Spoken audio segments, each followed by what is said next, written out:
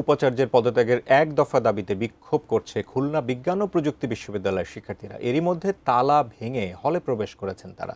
বিস্তারিত জানাতে কুয়েট ক্যাম্পাস থেকে যুক্ত হচ্ছেন খুলনা বিভাগীয় প্রতিনিধি মোহাম্মদ অসীম। অসীম, আমরা এর আগে জেনেছি যে বিশ্ববিদ্যালয় প্রশাসন ৩৭ জনকে বহিষ্কারের একটা সিদ্ধান্ত গ্রহণ করেছেন এবং শিক্ষার্থীরা সেটি মানছেন না। তারা এই মুহূর্তে এক দফা দাবি নিয়ে ভিসির পদত্যাগ দাবি করছেন। কি আছে আপনার কাছে জানাবেন সবশেষ খবর?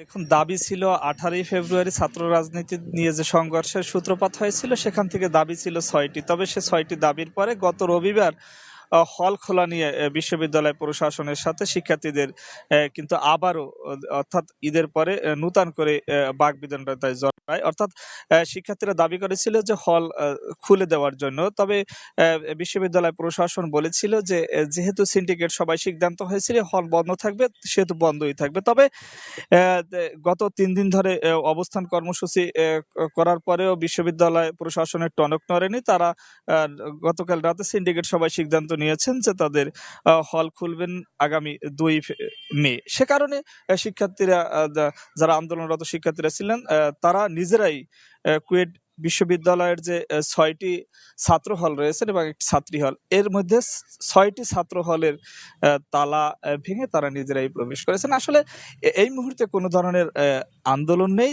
তারা রাত 8টার দিকে এই কুয়েটের যারা আন্দোলনরত শিক্ষার্থীরা রয়েছেন তারা কিন্তু নূতন করে কর্মসূচি ঘোষণা করবেন। তবে তাদের মূল যে কর্মসূচি সেটি হচ্ছে যে এক দফা দাবি, সেটি হচ্ছে কুয়েট ভিসির পদত্যাগ।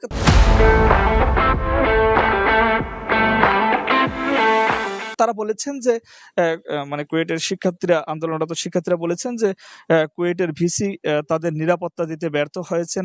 তাদের যে 6টি দফা ছিল সেই 6টি দফা দাবি বাস্তবায়ন না করে ভিসির ইন্ধনেই মূলত এই 22 জন শিক্ষার্থীর নামে এই কুয়েট বিশ্ববিদ্যালয়ের মামলা হয়েছে। এই একই সাথে 37 জন শিক্ষার্থীর সাময়িক বহিষ্কারের আদেশ দেওয়া হয়েছে।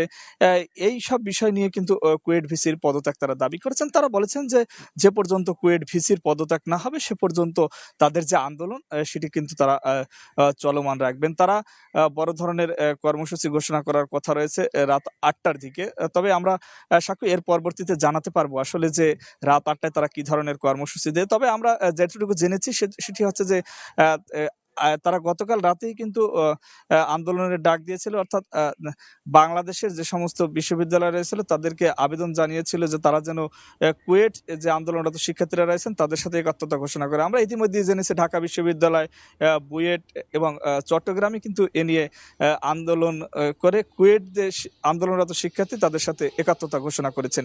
আমার কাছে সব মিলিয়ে সাক্ষ্য আপাতত এই ছিল কুয়েট ক্যাম্পাস থেকে কুয়েটে যে আন্দোলনরত শিক্ষার্থীরা রয়েছেন তাদের সর্বশেষ খবর।